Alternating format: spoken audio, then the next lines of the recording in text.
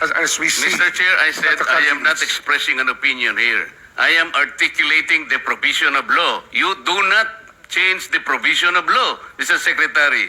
You may be disbarred from doing this.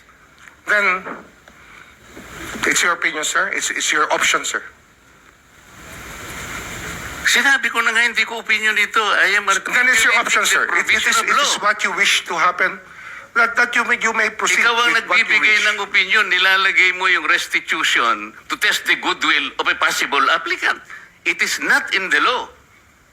Unless you are able to point out the provision of law that it come before. Hindi ganun eh. Sabi mo na nga, and we admitted, impliedly instituted ang civil liability, but this will come eventually after the court has pronounced kung magkano ibabalik niya kung meron man. Not before. Thank you, Mr. Chair. Are you done, Senator Marcoleta? Thank you. Thank you. Okay. So next in line is Senator Padilla. Please limit your question kay Secretary Remulla. Apo, gusto ko lamang pong sabihin kay Secretary, pangalagaan na lang po si Engineer Henry Alcantara. Yun lang po. Opo, salamat po. Thank you. Senator De La Rosa.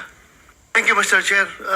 Point of clarification lang ito sa akin, Mr. Chair, dahil ito mga diskayas, para mukhang nagbigay na ito ng affidavit in the previous hearings. Gusto natin na may resulta kaagad ito investigation natin. Baka pwedeng isama na rin yung affidavit nila, sir, na evaluate ng DOJ para isang bagsakan na lang pagpahil ng kaso. Dahil marami sila binanggit na pangalan ng mga congressman. As a matter of fact, undergoing evaluation. Undergone by whom, Mr. Chair? DOJ. DOJ on Sir, we met with them already, and we will meet again with them tomorrow. Kasi nawala nga yung kahapon, sir. No? We lost the time yesterday. We were supposed to meet yesterday. Hindi lang po natuloy.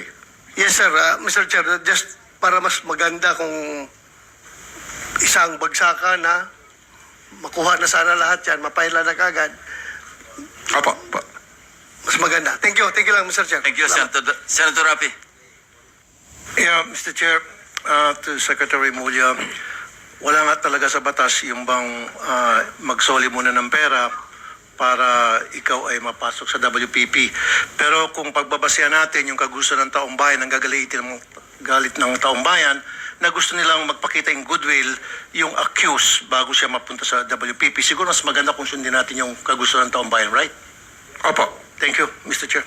Mr. Chair, there Yes, is also, Senator. I would like to manifest that hindi ko alam kung nakikinig ho tayong lahat, yung sigaw ng taong bayan na libo-libo sa People Power Monument sa Luneta, hindi lang po ang pagnanakaw, they were also shouting, ibalik yung pera nila.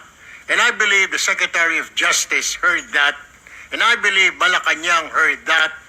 Kaya nga po, dito po sa mga kontraktor, mga opisyal, isole ninyo ang pera ng taong bayan. Hindi po batas ang pinag-uusapan. Wala ho tayong pakialam sa batas na yan. Sometimes, you have to bend the law to be able to please the people. Mas mataas po ang taong bayan sa batas. Am I right, Secretary Remulla?